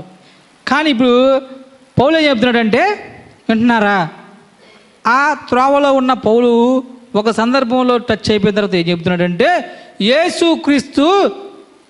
యేసుక్రీస్తు మనుష్యునిగా వచ్చాడు అన్నాడు. యేసుక్రీస్తు అంటే ఎవరు? ఆయన ఎందుకు వచ్చాడు మనుష్యుడిగా? ఎప్పుడు మీరు ఆలోచన చేశారా? మీకు చెప్పండి, ఎప్పుడైనా ఆలోచన చేశారా? ఎందుకు? ఇన్ని ఉదాహరణలు చెప్పాలంటే కష్టమైపోతుంది నాకు. షడ్రక్ మెషక్ అబేద్నెగో అగ్నిగుణంలో ఉన్నారండి, ఉన్నారా లేదా? ఉన్నప్పుడు దేవుడు ఎవరైనా పంపించవచ్చు, కానీ ఎవరైనా పంపించవచ్చు, కానీ ఆయన ఎందుకు వచ్చాడు? మీకు వాక్యం అర్థం అవ్వట్లేదు, క్షమించాలి. 2 రోజుల నుంచి కొద్దిగా ఫుడ్ తినలేదు, కొద్దిగా నీరసంగా ఉన్నాను. ఇందాక టిఫిన్ తెచ్చుకున్నా కానీ నేను వచ్చేలోపల పాటలు అయిపోయి వాకింగ్ చదువుతున్నాను. నేను గబగబా పరిగెత్తుకు వచ్చేసా. విన్నారా? ఆయన ఎవరైనా పంపించవచ్చు కదా, ఆయనే ఎందుకు వచ్చాడు మెరుపులో నుంచి? ఆయనే ఎందుకు వచ్చి రక్షించాలి? ఏంటండి రీజన్? మీరు ఎప్పుడు వాకింగ్ గురించి నిజంగా నేను ఎప్పుడు కూడా ఒక మాట కనుక వస్తే ఆ మాట నేను ఒక రోజు అయ్యగారు వాక్యం చెబుతుంటే అక్కడ కూర్చొని రాసుకున్నానండి. అదే పెద్ద 4-5 వర్తమానాలు అయింది. అబ్రహాములోకి ఆ విశ్వాసం ఎలా వచ్చింది, నోవాహులోకి ఆ విశ్వాసం ఎలా వచ్చింది, ఏలియా ఇట్లా వెళ్తా ఒక దుప్పటి తీసుకొని ఎలిషా మీద కొట్టగానే ఏనా వచ్చేస్తానని చెప్పేసి 12 ఎడ్లు మొత్తం కోసేసి ఎట్లా వస్తారండి? మీరెవరో మనం ఎవరో రావట్లేదు కదా అట్లాగా. మీరు వెళ్ళంటే ఒక సంవత్సరం పాటు ఎక్కడ హిందువులకి ఎవరిని మార్చారండి వాక్యం చెప్పి తెలుసా మీకు? బైబిల్ చెప్తుందంటే మీకు మారు మనసు రావాలన్నా పరిశుద్ధాత్మ ద్వారా ఒప్పించబడితేనే. దేవుడే నీకు మారు మనసు ఇవ్వాలి, ఎవరు ఇవ్వరు. అందుకని ఏంటంటే వాక్యం వీళ్ళు చెప్తే వాళ్ళు చెప్తే అక్కడికి వెళ్తే వీళ్ళు మారుతారని ఆ భ్రమలో ఎప్పుడు మీరు ఉండమాకండి. అంటే మీరు శుభ్రంగా ఉంటే పరిశుద్ధాత్ముడే వచ్చి నువ్వే ఒప్పుకుంటావు, ప్రభువా నేను పాపిని అని. మీరేమనుకున్నారంటే అయ్యగారు వాక్యం చెప్పి మారాను, ఈ అయ్యగారు వాక్యం చెప్తే మారాను, ఇవన్నీ ఒట్టి మాటలు. ఇక్కడ నుంచి పులిపేట నుంచి దేవుడు మాట్లాడేటప్పుడు ఇక్కడ పరిశుద్ధ సంచారం చేసిద్ది. ఎవరైతే ఆయన వాక్యాన్ని చేర్చుకుంటారో వారిలోకి వస్తాడు ఆయన. బైబిల్ చెప్తుంది వాక్యము ఎవరి వద్దకు వచ్చును. వాక్యం అంటే ఎవరు? వాక్యం అంటేనే దేవుడు. వాక్యం ఎవరు వద్ద అంటే దేవుడు. నువ్వు ఆహ్వానిస్తావు, నువ్వే ఆహ్వానించాలి ఇంట్లోకి రమ్మని. ఎవరు ఆహ్వానిస్తారో వారి హృదయాలకు దేవుడు వస్తాడు. ఆయన నీ హృదయంలోకి వస్తేనే నువ్వు ఒప్పుకుంటావు, నువ్వు పాపివని, లేదా ఒప్పుకోలేవు. మనకి ఎంత గర్వం ఉంటుంది చెప్పండి. నిజంగా నేనైనా మీరు ఎవరైనా సరే ఒక తప్పు చేసామంటే ఎట్టి పరిస్థితుల్లో నెవ్వర్ అది ప్రాణం పోతున్నా సరే నేను చేయలేదని అంటాము. కానీ ఏంటంటే నువ్వు పాపివని ఒప్పుకోవాలంటే పరిశుద్ధాత్ముడు నీలోకి వస్తేనే నువ్వు ఒప్పుకుంటావు. అప్పుడే వచ్చింది నీకు మారు మనసు. అప్పటి వరకు రాదు. 100 మంది 100 చెప్పినా 1,00,000 ప్రసంగాలు విన్నా సరే మారు మనసు రాదు. ఇప్పుడు మన ప్రశ్న అలాగే మిగిలిపోతుంది, టైం అయిపోతుంది. యేసు ప్రభు ఎందుకు దేవుడిగా దిగి అక్కడి నుంచి ఇక్కడ రావాల్సి వచ్చింది చెప్పాలి అమ్మా. ఇందాక ఒక ఆన్సర్ చెప్పారు, అది రైట్ కాదు, రాంగ్. జస్ట్ ఊరికి చిన్నగా పదబద్దాలు నన్ను చూసి మీరు కోపడుకుని ఉంటారని అలా అన్నాను, అంతేం లేదు. ఇప్పుడు ఈ మాట అర్థమైతేనే మీరు ఎత్తబాటులోకి వెళ్తారు, లేకపోతే వెళ్ళడం. మనం ఎత్తబాటులోకి వెళ్ళడానికి కూడా ఒక రీజన్స్ ఉన్నాయి. రాత్రి అంతా తిరిగేసి పిచ్చికొండ చేసి పొద్దున్నే ప్రార్థనకు వస్తే ఎత్తబాటులోకి వెళ్ళాము. అది మన ఇంట్లో కూడా ఏది మేలు చేయదు. మనం ప్రార్థన చేసిన ప్రవక్త ఏమన్నాడంటే, ఒక మాట చదివి వినిపిస్తాను చూడండి, నాకు భలే అనిపించింది ఈ మాట. చూడండి, వాతావరణం వేడిగా ఉన్నప్పుడు దేవుడి గొర్రెలన్నీ ఏకంగా, దేవుని గొర్రెలు అంట, ఈ మాట జాగ్రత్త పట్టి వినండి. ప్రవక్త మాట, గొర్రెల యొక్క మంచి కార్యమైన వర్తమానంలో ప్రవక్త మాట్లాడుతున్నాడు. వాతావరణం వేడిగా ఉన్నప్పుడు దేవుని గొర్రెలన్నీ ఏకంగా కలిసి నిలబడుట అది మంచి కార్యంగా ఉండదా? శోధనలు ఎంతో కఠినంగా ఉన్నప్పుడు ప్రతి చోట ప్రతిదీ భిన్నంగా ఉన్నప్పుడు దేవుని చిన్న గొర్రెలన్నయ్యు సరిగ్గా ఏకంగా కూడి నిలబడినప్పుడు అవి అంట ఒకదానికి ఒకటి నీడగా ఏర్పరచుకుంటాయి అంట. అర్థమవుతుందా? ఇప్పుడు గొర్రెలను ఇలా నిలబడ్డాయండి, ఈ చివరి గొర్రె తప్ప మధ్యలో గొర్రెకి ఎండపడదు. అవునా? ఏమవుతుంది ఈ గొర్రె నీడ? ఇప్పుడు మనం కూడా మన విశ్వాసాన్ని, నువ్వు లాస్ట్ చెప్పాను, నీకు ఏదైనా అవసరం, ప్రార్థన అవసరత కానీ ఇంకా ఏదైనా రానివ్వండి, ప్రవక్త ఏమంటే నీ సంఘంలో కాపరి లేడు, నీకు ఇప్పుడు ఒక ప్రార్థన అవసరం వచ్చింది, ప్రవక్త ఏమంటాడంటే నీ సంఘంలో నీకు తెలియాలి ఆ వ్యక్తి విశ్వాసంలో పీక్ లెవెల్లో ఉండాలంట. అర్థమవుతుందా? అటువంటి వ్యక్తితోనే నువ్వు వెళ్ళి ప్రార్థనా సహవాసం కలిగి ఉండాలంట. అంతేగాని చర్చికి వెళ్ళే వాళ్ళందరితో కాదు. మళ్ళీ చెప్తాను, ఈ మాట జాగ్రత్త పట్టుకోండి. నీకు ఆ పర్సన్, ఆ వ్యక్తి యొక్క వ్యక్తిగత జీవితం అంతా తెలిసి ఉండాలి. అతను నిజంగా దేవునితో అంటే అతను దేవునితో సంబంధం కలిగి ఉన్నాడని నువ్వు గనక గ్రహిస్తేనే ఆ పర్సన్తో కలిసి ప్రార్థన చేయాలంట. వెంటనే దేవుడు కార్యం చేస్తాడంట. హల్లెలూయా. సరే, ఇప్పుడు మంచిది. ఇప్పుడు ఎందుకు యేసు ప్రభు దేవుడిగా ఆయనే శరీరం ధరించి రాసొచ్చింది? మన పాపాలు ఎందుకు ఎర్రగా ఎందుకు ఉన్నాయి, తెల్లగా ఎందుకు చేస్తానంటున్నాడు దేవుడు? ఏంటి ఎరుపుకి తెలుపుకి ఉన్న తేడా ఏంటి? సరే, ఆది కాండంలోకి వెళ్దాం.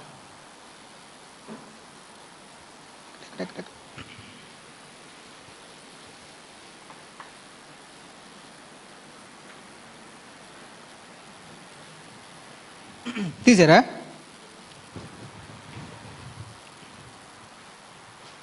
మూడో అధ్యాయం అనుకుంటా.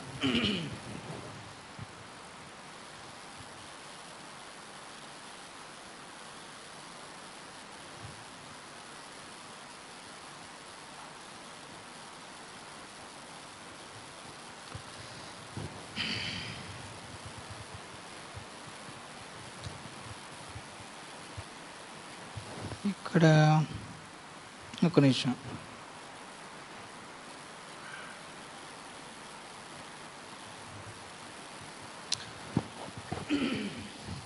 ఇక్కడ దేవుడు ఏం చేశాడంటే, మీకు పోయినసారి ఒకసారి చెప్పాను. సరే, నేను చెప్తాను, వచనం చెప్తాను, చూడండి, నా వైపు చూడండి ఒకసారి. నేను ఒకసారి మీకు చెప్పాను, వాక్యంలోనే ప్రవక్త కొటేషన్ చూపించాను. ఈ భూమికి రెండవ దేవుడు ఎవరు గుర్తుందా? ఈ భూమి కంట ఆదాము రెండవ దేవుడు. ఆయన సృష్టించేసిన దేవుడు అయితే దీన్ని పరిపాలించే దేవుడు. ఈ సృష్టి అంతా ఆ దేవుడి తర్వాత రెండవ దేవుడైన ఆదాముకు మాత్రమే లోబడుద్దంట. అర్థమవుతుందా? సో ఆ రెండవ దేవుడి గురించి ఒక మాట చెప్తానంటే 3వ అధ్యాయం 19వ వచనంలో, అదేనా చివరిలో, ఏలయనగా నేల నుండి నీవు తీయబడితివి, నీవు మన్నే గనక తిరిగి మన్నైపోవడం అంటే చచ్చిపోవడం కదా. ఇప్పుడు చూడండి, రెండవ దేవుడికి దేవుడు ఒక మాట ఏం చెప్తున్నాడంటే, నీవు ఎవరు? రెండవ దేవుడు ఈ సృష్టిని శాసించగల ఒక వ్యక్తితో దేవుడు ఏం చెప్తున్నాడంటే, నీవు మట్టి నుంచి తీయబడ్డావు కాబట్టి మట్టి అయిపోతావు అని చెప్పేసి దేవుడికే శాపం వచ్చేసింది కదా. ఇప్పుడు ఏమైందంటే, ఇక్కడ ఏమైందంటే, ఇప్పుడు నేను అక్కడికి తీసుకొస్తాను. ఆదాము చేసిన పని వల్ల, అప్పుడు దాకా ఆదాము ఎవరు? దేవుడు. జాగ్రత్తగా అండి, అప్పుడు దాకా ఆ పండు అనేది అదే అది రాకముందు వరకు ఆదాము దేవుడు, దేవుడితో ఉన్న ఒక దేవుడు. ఓకేనా? ఈ దేవుళ్ళు అప్పుడు దాకా దేవుడిగా ఉండి ఏమవుతుందంటే, వీళ్ళకి వెంటనే దేవుడికి, ఆ రెండో దేవుడికి మరణం వచ్చింది. ఇప్పుడు ఈ మరణాన్ని దట్ ఈజ్ కాల్డ్ ఏమంటామంటే, ఇప్పుడు మనకి ఐపీసీ పలానా సెక్షన్ కింద ఉరిశిక్ష అంటారు కదా. అంటే దానికి ఒక రాసి ఉంటుంది, ఈ ప్రాబ్లమ్స్ వల్ల నీకు ఉరిశిక్ష చేస్తున్నామని రాసి ఉంటుంది. అది ఒక శాసనం. అంటే అవునా, అక్కడ రాయబడింది అది. అంటే అదొక శాసనం, దాన్ని మీరటానికి వీల్లేదు. మీరేమంటే మీరు చనిపోతారని చెప్పేసి అన్నారు. ఇప్పుడు ఈ శాసనం రాసింది ఎవరు? మరణ శాసనం ఎవరండి రాసింది చెప్పండి, కొట్టనులే కానీ. దేవుడే కాదా? ఇప్పుడు దేవుడే చెప్తున్నాడు ఏమంటే, నీవు మంటి నుంచి తీయబడ్డావు కాబట్టి నువ్వు మన్నైపోతావు, మీరు చనిపోతారు అని చెప్పాడు లేదా? అవునా కాదా? సరే, అక్కడే ఉండండి.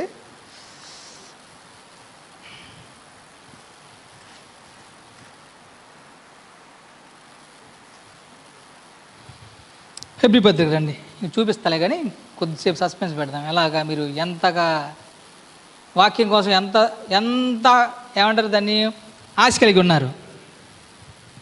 ఇప్పుడు మరణ శాసనం రాసింది ఎవరు? ఇప్పుడు మామూలుగా లోకంలో అందరూ దేవుడు ఎందుకు వచ్చాడంటే ఏదోదో కారణాలు. ఇప్పుడు ఆయన అక్కడ ఉన్నాడు, ఆయన రాలేక ఈయన పంపించాడు, ఈయన వెళ్తాం అని చెప్పి రకరకాల కారణాలు చెప్పుకొని ఈ లోకం అంతా ఒక కలుషితమైన బాధతో కలిసిపోయి నడుస్తూ ఉంది. మనం అందరం దాంట్లోంచి బయటకు వచ్చిన అందరం దేవుడు మన శ్రేష్టమైన వారమే, అందులో ఏ డౌట్ లేదు. అర్థమవుతుందా? ఇప్పుడు మళ్ళీ చెప్తున్నాను, యేసు ప్రభు ఒక్కడే దేవుడు. అందుకని బైబిల్ చెప్పింది ఆయన నిన్న నేడు. నిజంగా యేసు ప్రభు ఒకే దేవుడు అని మీకున్న రుజువు చెప్పండి, ఒక రుజువు చెప్పండి మీరు. యేసు ప్రభు దేవుడు, ఆయన ఒక్క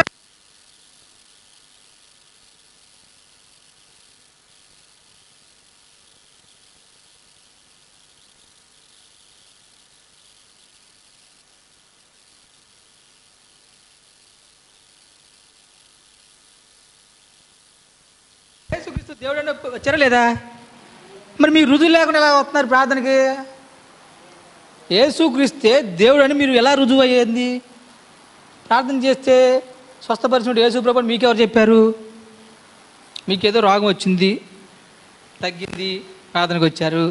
మీకేదో ప్రాబ్లం ఉంది, ఆ ప్రాబ్లం తగ్గింది, స్వస్థపరిచాడు కాబట్టి ప్రార్థనకు వచ్చారు. మీకేదో అప్పులు ఉన్నాయి, తీరినాయి కాబట్టి ప్రార్థనకు వచ్చారు. మీ అబ్బాయికి ఏదో పెళ్లి కావాలి కాబట్టి ప్రార్థనకు వచ్చారు, తీరితే కాబట్టి ప్రార్థనకు వస్తారు. ఇప్పుడు నేను అనేది ఏంటంటే, అసలు యేసుక్రీస్తు దేవుడు అని మీరు ఎలా నమ్మారో రుజువేండి మీకు?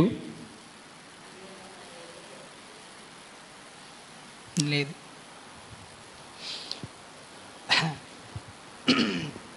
సరే, అందుకే ఏంటంటే అసలు యేసుక్రీస్తే దేవుడు, ఆయనే యెహోవాగా ఉన్న దేవుడు, ఆయనే యేసుక్రీస్తుగా వచ్చిన దేవుడు, ఆయనే ఇప్పుడు మనలో పరిశుద్ధాత్మగా ఉన్న దేవుడు. ప్రవక్త చెప్తాడంటే ఆయన యెహోవాగా పైన ఉన్నప్పుడంట, ఆయన ఎప్పుడు నేను నా ప్రజల మధ్యకు వెళ్తానంటే, ఇప్పుడు నడుస్తున్నారు కదా, మందసం ముందుండేది, ప్రజల వెనకాల ఉండేవాళ్ళు. అంటే నేను ఆయనకంటే దేవుడు అంట అక్కడ ఉండడానికి ఇష్టపడేవాడు కాదంట, నేను నా ప్రజల మధ్యలోకి వెళ్ళాలనుకునేవాడు అంట దేవుడు. అర్థమవుతుందా? ఆయన ఈ మధ్యకు వచ్చిన తర్వాత అనుకున్నాడు అంట, నా ప్రజల మధ్యకు కాదు, నా ప్రజల లోపల ఉండాలనుకున్నాడు అంట దేవుడు. హల్లెలూయా. ఇప్పుడు ఆ దేవుడే ఈ దేవుడని నీకెలా తెలుసు? ఆ యెహోవాయే ఇప్పుడు అడుగుతున్నారు కదండి లోకంలో, ఆ యెహోవాయే యేసుక్రీస్తు, ఆ యేసుక్రీస్తే పరిశుద్ధాత్ముడు, ఆ పరిశుద్ధాత్ముడే అంతా కలిస్తే ప్రభు అయిన యేసుక్రీస్తు అని మనం ఎలా చెప్పగలుగుతాం? ఆయనే ఎందుకు వచ్చి సిలువ మరణం పొందాడు, ఆయనే ఎందుకు సిలువ మోసాడు, ఆయనే ఎందుకు చనిపోయాడు, ఆయనే ఎందుకు తిరిగి లేచాడు? ఆ పాపం రక్తం ఆ కలరు ఎర్రగా ఎందుకు మాట్లాడుతున్నారు? పాపం యొక్క కలరు ఎర్రగా ఉన్నప్పుడు మీరందరూ మనందరం పాపులమా కాదా? పాపులమా కాదా? అవునా కాదా? ఇప్పుడు దేవుడు ఏమన్నాడంటే చూడండి, అందుకనే మీరు ఎంతమంది జ్వరం వచ్చింది ఇది చెప్పి అది చెప్పి క్లోజ్ చేస్తాను. మీరు ఎంతమందికి జ్వరం వచ్చింది? జ్వరం అందరికి వచ్చిద్దా? జ్వరం వచ్చినప్పుడు ఇప్పుడు ఇప్పుడు ఇప్పుడు రీసెంట్గా బాగా ఏమవుతుందంటే, చిన్న జ్వరం రాగానే టెస్ట్ చేయమంటారు. టెస్ట్ చేపిగానే ఏమంటారంటే మలేరియాను టైఫాయిడ్ అంటున్నారు, లేదా వైరల్ ఫీవర్ అనేది ఇది ఒక పందాన్ని అడిగి గబగబా 4 యాంటీబయాటిక్లు ఎక్కిస్తారు. యాంటీబయాటిక్లు ఎక్కువైతే ఏమవుతుందంటే తెల్ల రక్త కణాలు చచ్చిపోతాయి. తెల్ల రక్త కణాలు చచ్చిపోతే మనిషి చచ్చిపోతారు. తెలుసా మీకు? మనిషికి జీవము తెల్ల రక్త కణాలు, ఎర్ర రక్త కణాలు కాదు. మీకు ఎప్పటివరకు వెలిగిందా లేదో బలుపు నాకు తెలియదులే, కానీ మనిషి బ్రతికుండాలంటే ఏం కావాలి చెప్పండి? చదువుకున్న వాళ్ళైనా అందరికి తెలుసా కాదా? మనిషి బ్రతికుండాలంటే ఉండాల్సినవి తెల్ల రక్త కణాలు, ఎర్రవి కాదు. అవి వాటిని ఏమంటారు? ఇంగ్లీష్ అంటారు కదా, ఏంటవి? ప్లేట్లెట్స్ అంట. ప్లేట్లెట్స్ పడిపోయినాయి అంటారు. ప్లేట్లెట్స్ అంటే తెల్ల రక్త కణాలు. ఆ కౌంట్ కనుక తగ్గిందంటే మనిషి అవి ఎంత ఫాస్ట్గా తగ్గితే అంత ఫాస్ట్గా మనిషి చనిపోతున్నట్టు. అందుకని ఇక్కడ ఏమంటుందంటే మీ పాపము ఎర్రగా ఉంది, దాన్ని నేను తెల్లగా హల్లెలూయా ఎట్లా చేస్తాడంట, నీవులోకి అంటే ఆ నిత్య జీవం అంటే ఏమవుతుందంటే నీవు బ్రతకాలంటే ఉండాల్సింది తెల్ల రక్త కణాలు, ఎర్రే కాదు. నీ పాపం ఎర్రగా ఉంది కానీ ఏంటంటే దానిని నేను తెల్లగా మారుస్తా. ఇప్పుడు మీరు పాపంలో ఉన్నారు కాబట్టి రండి మనం విధానం తెలుసుకుందాం. రండి మన ఇద్దరం. నిన్ను పవిత్రంగా మార్చేది నేనే. ఇప్పుడు ఎక్కడి నుంచి అక్కడికి ఇది ఎందుకు అక్కడికి వెళ్తుందంటే ఇప్పుడు ఆ ఎర్రని రక్తం కార్చే నిన్ను నిత్యజీవానికి వారసులుగా చేశాడు దేవుడు. ఎందుకు వచ్చాడు అసలు, కారణం ఏంటంటున్నా నేను, ఆయన ఎందుకు రావాల్సి వచ్చింది? ఆ ఎర్రటి రక్తం కూడా ఆయన అంటే ఆ పాపాన్ని దేవుడు వేసుకోవాల్సి వచ్చింది కదా. ఆయన కూడా పాపాత్ముడు అయిపోయి ఆ పాపం యొక్క కలర్ ఎర్రగా అయిపోయి ఆయన కూడా ఒక పాపిగా పిలువబడ్డాడు. ఇప్పుడు ఆ పాపి మీకు అంత ఎందుకు చేయాలండి? ఇప్పుడు అన్యులకి దేవుడు అంటున్నాడు, వింటున్నారా? టైం ఎక్కువైపోతుందా? ఎంతసేపు అయిందని చూసుకోలేదు. పర్వాలేదా? ఒక 10 నిమిషాలు తీసుకున్నా? 10 నిమిషాలు అందరికి సమ్మతమేనా? ఓకే. ఎక్కడికి ఆగిపోయింది మళ్ళీ నాకు, వెనక్కి వెళ్ళలేమో. ఇప్పుడు రక్తము ఎందుకు ఎర్రగా అయిపోయింది అసలు? పాపుడు యేసు ప్రభువే, నేను ఎందుకు చెప్పాను మీకు ఆల్రెడీ, ఇవన్నీ యేసు ప్రభు ఎందుకు చేయాలి? ఇప్పుడు మోషే కాలంలో యెహోషువ ఉన్నాడు, మోషే ఉన్నాడు, తర్వాత రాజులు వచ్చారు, చాలామంది వచ్చారు.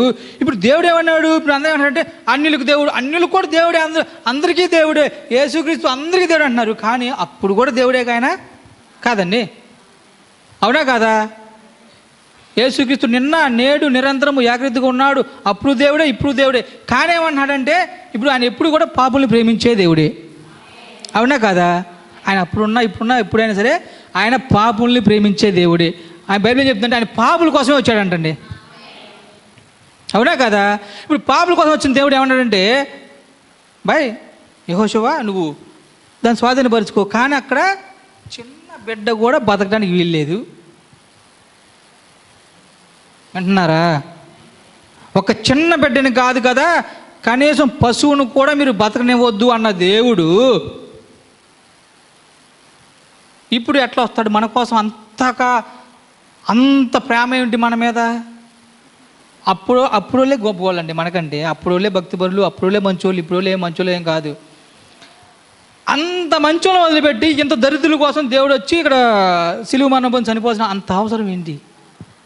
సరే, ఇప్పుడు మీకు ఆల్రెడీ ఒక ఆన్సర్ వచ్చేసింది అనమాట. సో ఆ రక్తం యొక్క అదే ఆ పాపం యొక్క కలర్ రెడ్ ఉంది కాబట్టి మనకి ఏంటంటే మనలో ఉన్న జీవం ఏంటంటే తెల్ల రక్త కణాలు. సో కాబట్టి ఏమంటున్నాడంటే మీ పాపములు ఎర్రని వేణును నేను తెల్లగా చేస్తాను, రండి, కమ్ టు మీ, నా దగ్గర. ఏమంటుంది బైబిల్ చెప్పండి, ఏమంటారు? యెహోవా వలన ఆశీర్వదించబడిన వారలారా నా రండి. ఇప్పుడు దేవుడు అంటే మీరు నా యొద్దకు వస్తే మీ వాదం తొలగిపోద్ది. మీరు ఎక్కడికన్నా ప్రపంచంలో ఎక్కడికి పోయినా సరే మీకేది సరే. ఇది మాట చెప్పిన తర్వాత క్లోజ్ చేస్తాను. ఇప్పుడు విన్నారు కదా, ఇప్పుడు ఇంత మాటలు ఇన్ని విన్నారు. సో అంత మంచోళ్ళని వదిలిపెట్టి దేవుడు ఇంత చెడ్డోళ్ళ కోసమే ఎందుకు వచ్చాడు? మోషే ఏం పాపం చేశాడని చెప్పేసి వెళ్ళిపో, చనిపోవా, అది వెళ్ళిపో, చూడు కొండెక్కు, చూడు కనపడిందా, వాగ్దాన దేశం కనపడిందా, చూసావా, ఓకే అయిపోయింది, టప్ తీసేయండి. రాయి మీద పడుకున్నాడు, అక్కడైతే పోయాడు. కానీ దేవుడు ఆ శరీరాన్ని కనపడకుండా తీసుకెళ్ళిపోయాడు దేవుడు, అవునా? ఎన్ని రోజులు? 40 రోజులు ఏడ్చారంట వాళ్ళు. అమ్మో ఎంత ఏడ్చున్నారు వాళ్ళు, ఇశ్రాయేల్ ప్రజలు విలాపించారంట. మా మోసే మోసే మోసే అని విలపించారంట. సో ఇప్పుడు విషయం ఏంటంటే అంత మంచోళ్ళని వదిలిపెట్టి దేవుడు అక్కడ ఎవరు పాపం చేయలేదు కదండి. యాక్చువల్గా వాళ్ళు ఎందుకు చంపమన్నాడు దేవుడు? ఇప్పుడు యోర్దాను దాటారు, ఎరుకో పట్టణంలో అందరూ పాపులేనా? అందరూ చెడ్డలేనా? కాదు కదా.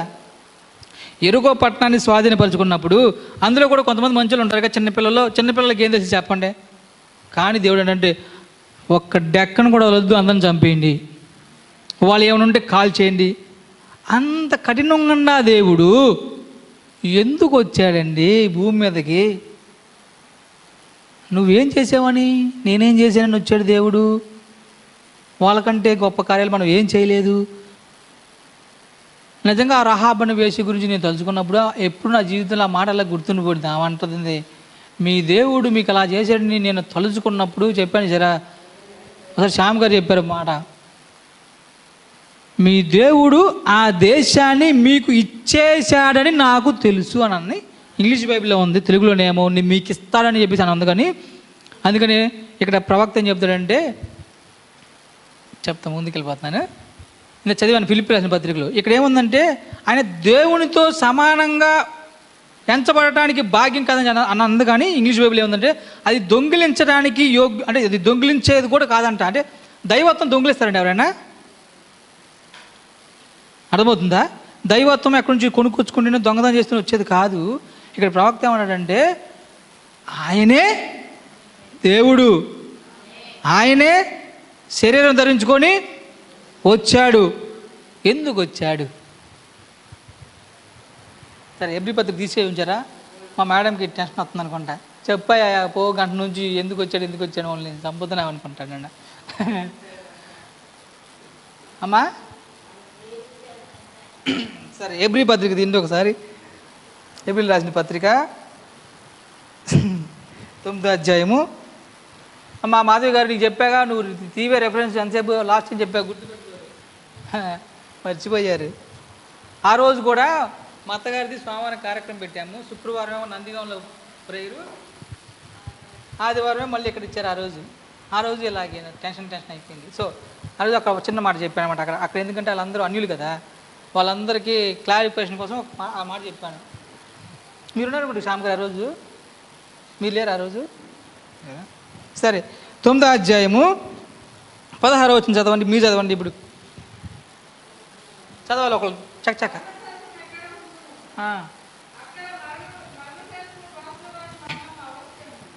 ఒక నిమిషం ఆగండి. ఏంటండి? మరణ శాసనము ఎక్కడ ఉండునో అక్కడ మరణ శాసనము వ్రాసిన వాని యొక్క మరణము అవశ్యము. ఇక్కడ ఏమన్నాడు దేవుడు ఆదాముతో? నీవు మట్టిలోంచి వచ్చావు కాబట్టి మట్టిలోకి వెళ్ళిపోతా ఉన్నాడు. అప్పుడు దాకా మరణం ఉందా? మరణం ఉందండి అప్పుడు దాకా. ఇప్పుడు లూసిఫరు దేవునితో పాటు ఉన్నాడు. నడు మాట్లాడండి. లూసిఫర్ దేవునితో పాటు ఉన్నాడు. ఆయన కూడా వన్ కైండ్ ఆఫ్ దేవుడు లాంటివాడే. ఆయన దూతలందరిలో కూడా ప్రధాన దూత లూసిఫరు. అప్పుడు ఆ దూత అక్కడ నుంచి ఎప్పుడైతే పాపం చేశాడో కింద, అంటే ఈ అగాధంలోకి పడేశాడు. కానీ మరణం ఉందా? లూసిఫర్కి మరణం ఉందా? లేదు కదా. లూసిఫర్ని పడేసిన తర్వాత వచ్చింది ఈ సృష్టి అంతా. సో ఆల్రెడీ ఈ అగాధంలో లూసిఫర్ ఆల్రెడీ ఉన్నాడు ఇక్కడ. తర్వాతే ఈ సృష్టి అంతా జరిగింది. సరే, ఇప్పుడు ఏమన్నాడంటే, ఆ పరసానికి అయితే మరణం లేదు, కానీ ఇక్కడ ఒక పరసనానికి దేవుడు మరణశాసనం రాసేసాడు. ఏమన్నాడంటే, నీవు మట్టిలోకి వచ్చావు కాబట్టి మట్టిలోకి వెళ్ళిపోతావు అన్నాడు. ఇప్పుడు మరణశాసనం రాసింది ఎవరు? దేవుడు. ఇప్పుడు బైబిల్ ఏం చెప్తుందంటే, మరణ శాసనము వ్రాసిన వాని యొక్క మరణము అవశ్యము. దేవుడికి మరణం ఎట్లుంటుంది? ఉండదు. కాబట్టి ఇక్కడ ఏం రాసిందంటే, దాని కింద ఆ శాసనము వ్రాసినవాడు మరణము పొందితేనే అది చెల్లును, అది వ్రాసినవాడు జీవించుచుండగా అది ఎప్పుడైనా చెల్లునా? ఇప్పుడు దేవుని యొక్క ప్రణాళిక ఏంటంటే, మనల్ని నిత్య జీవానికి తీసుకెళ్ళాలి. ఇప్పుడు చనిపోయిన వాళ్ళందరూ పాపంలోనే ఉన్నారు కదా. ఇప్పుడు దేవుడు ఆ మరణాన్ని చేయటం వల్లే అందరూ ఎక్కడికి వెళ్ళిపోయారు? దేవుని దగ్గర నుంచి నరకానికి వెళ్ళిపోతున్నారు కదా. ఇప్పుడు ఆ మరణ శాసనం రాసిన వాడు మరణిస్తే తప్ప ఆ శాసనం చెల్లదు. ఇప్పుడు రాజ్యాంగం రాశారండి, ఒక పర్సన్ రాశారు. ఆ రాజ్యాంగంలో మార్పులు చేయాలంటే కొంతమంది బలం, అంటే ఇంతమంది ఓకే అంటేనే, ఓటేస్తేనే దాన్ని చేంజ్ చేయొచ్చు. ఇప్పుడు దేవుడే నువ్వు చచ్చిపోయి నరకానికి వెళ్ళమని రాశాడు కదా. ఇప్పుడు అది చెల్లాలంటే ఏమంటున్నారు ఇక్కడ? ఇప్పుడు మళ్ళీ ఏమన్నాడంటే, తర్వాత మనం దాన్ని పరలోకానికి వెళ్ళాలి. అందరూ మనం పరలోకానికి వెళ్ళాలి. పరలోకానికి ఎట్లా వెళ్తాం? అవునా? ఇప్పుడు అందుకనే దేవుడే ఎందుకు రావాల్సి వచ్చింది అంటే, ఇక్కడికి ఆయన రాశాడు కాబట్టి మరణ శాసనాన్ని, ఆ మరణ శాసనం రాసిన వాడే వచ్చి అది చేస్తే కానీ ఆ శాసనం చెల్లుబడైద్ది. అది చెల్లుబడిన తర్వాత దాన్ని కొట్టేయడానికి కూడా అది అధికారం ఉంది. అందుకని ఏమనంటే మరణపు ముళ్ళు. హల్లెలూయా. అర్థమైందా? ఇప్పుడు యేసు ప్రభు అందుకనే ఆయనే ఈయనే ఆయన ఏదేమైనా సరే ఆయనే మన ప్రభు అయినా. ఇప్పటికి అర్థమైందా? అర్థం కాలేదా? ఇప్పుడు ఇంతకీ ఆ యేసుక్రీస్తు ఎవరు? ఆ యేసుక్రీస్తు ఎందుకు శరీరధారిగా ఇక్కడ రావాల్సి వచ్చింది? ఇప్పుడు ఏమైందంటే అందుకని ఆయన అంట ఆ చనిపోయిన తర్వాత ఆ 3 days ముందు చూసారా? 3 days లేరు ఆయన ఆ మరణంలో. యాక్చువల్గా ఏమవుతుందంటే ప్రవక్త ఏమిటంటే 48 గంటలు సమాధిలో. ఈ 36 గంటల్లో చూడండి ఆయన ఎక్కడికి వెళ్ళాడంటే ఎక్కడికి వెళ్ళాడు? ముందు ఆయన పాతాళానికి వెళ్ళి అక్కడి నుంచి వాళ్ళందరినీ విడిపించి తీసుకొని వచ్చే, అప్పుడు వచ్చిన తర్వాత వాళ్ళు నడుస్తున్నారు యెరూషలేము వీధుల్లో. లాస్ట్ చెప్పాను చూసారా?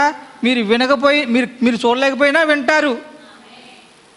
ఎత్తబాటు జరిగిందంటానికి ఒక ఆనవాళ్ళు ఏంటంటే మాట్లాడుకుంటారంట, చనిపోయిన వాళ్ళు వీధులలో లేచి నడుస్తారు. ఇప్పుడు కూడా జరిగిద్ది. ఇప్పుడు ఎత్తబడి అయిపోయి ఒక అది కానీ మీరు విన్నారంటే ఇంకా రెడీగా ఉంటాం మన అందరం నరకానికి వెళ్ళడానికి. అర్థమవుతుందా? దేవుడు ఆ శాసనాన్ని చెల్లుబాటులో తీసుకొచ్చిన వ్యక్తి దాన్ని కొట్టేశాడు. అర్థమైంది? ఇప్పుడు ఏమన్నా అందుకని ఇప్పుడు ఏమవుతుందంటే ఇప్పటిదాకా మనకి మరణం ఉంది. వినండి, జాగ్రత్తగా వినండి ఈ మాట. ఇప్పటిదాకా మనిషి చనిపోవాలి, సమాధిలో పెట్టబడాలి, తర్వాతే లేపడాలి. ఇప్పుడు దేవుడు ఏం చేశాడంటే వచ్చి ఆయన రాసిన మరణ శాసనాన్ని చెల్లుబడేలాగా చేసి దాన్ని కొట్టేసి ఇప్పుడు ఏమంటాడంటే వధువు కంట మరణం లేదన్నాడు దేవుడు. గడి చెప్పకూడదు ఒకసారి. హల్లెలూయా. ఇప్పుడు వధువు కంట మరణము లేదు. ఇప్పుడు చూడండి ఎంత గొప్ప దేవుడు, మన ఎంత ప్రేమించాడు చూశాడు దేవుడు. మోషేకి మరణం ఉంది, మోషే చనిపోయాడు కానీ శరీరం దాచిపడబడింది. ఏలియా అసలుకి నాకు వండర్ఫుల్ ఆ పర్సను అదే ఎవరు? ఏలియాను హనోకు చక్కగా నడిచి అదే మరి సరదాకి వెళ్ళిపోయారు. ఆయన నడిచి వెళ్ళాడు, ఈయనకు వచ్చి అగ్నిరథాలు వచ్చి తీసుకెళ్ళిపోయినాయి కదా. సో ఇప్పుడు ఏంటంటే మనకి మరణం లేకుండా చేయాలి కాబట్టి ఆయనే వచ్చి ఆ శాసనాన్ని చెల్లుబడేలాగా చేసి ఆయన రాశాడు కాబట్టి ఆయన చనిపోవాల్సి వచ్చింది. ఇప్పుడు అర్థమైందా? ఇప్పుడే ఏంటి అబద్ధం చెప్పానంటారా? అబద్ధం చెప్పాను నేను. సో అందుకని ఏంటంటే దేవుడు ఎందుకు వచ్చాడండి భూమి మీద కంటే, ఇప్పుడు ఆయన రక్తం చిందించి మన పాపాలన్నిటినీ ఎర్రగా ఉండాటిని తెల్లగా చేశాడు కాబట్టి ఇప్పుడు ఏమవుతున్నాడంటే ప్రవక్త ఉన్నాడంటే ఆయన అంట మనల్ని చూసినప్పుడు అంట మన పైన ఏం కనపడుతుంది? ఆయన రక్తమే కనపడుతుందంట, మన పాపాలు కనపడలేదంట. ఎక్కడ వేసాడు తెలుసా? మరుపు అనే సముద్రంలో పడేసాడంట మన పాపాలు. హల్లెలూయా. మర్చిపోతాం చాలా విషయాలు. అలాగే దేవుడు అంట మన పాపాలని గుర్తు చేసుకోలేనన్న స్థితి అంత లోతులో పడేసాడు అంట దేవుడు మనల్ని. మనలో అంత మంచి ఉందా చెప్పండి? కాబట్టి ఏంటంటే దేవుణ్ణి మనం ఎంతగా ప్రేమించాలి చెప్పండి? అవునా? మీరు ఎవరైనా, మళ్ళీ చెప్తున్నాను జాగ్రత్తగా వినండి, మీరు ఎవరైనా నిత్య జీవానికి డబ్బులు ఇచ్చి కొనగలుగుతారా? నిత్య జీవం అండి. ఎంత ఇస్తారు మీరు ఒకళ్ళు ఎత్తగలిగితే? మీరు ప్రాణం పెట్టినా కానీ నిత్య జీవం రాదు. సరే అందుకని ప్రవక్త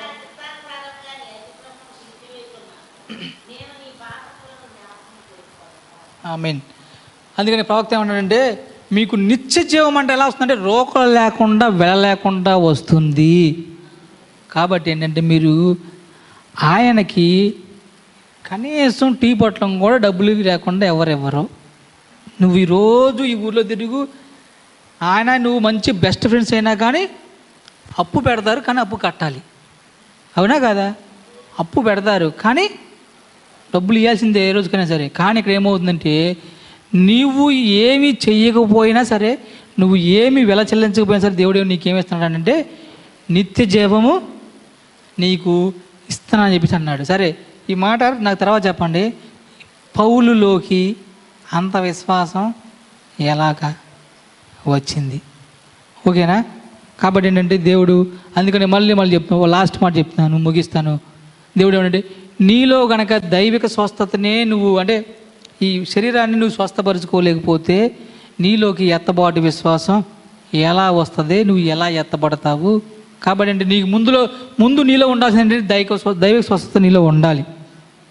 అది నీలో ఉంది అంటే ఎలా ఉంటుందంటే, వధువు అంటే పలికి సృష్టించకూడదు అన్నది. కాబట్టి అది కనుక నీలోకి వస్తే నువ్వు కూడా ప్రవక్త చెప్పగలవు, ప్రభువా ఆ 100 మందిలో నేను ఒకళ్ళనే, ఆ 50 మందిలో నేను ఒకళ్ళనే, 10 మందిలో నేను ఒకళ్ళనే, 5 మందిలో నేను అందులో ఒకళ్ళని అని మనం కూడా ప్రవక్తలాగా గట్టిగా చెప్పగలం.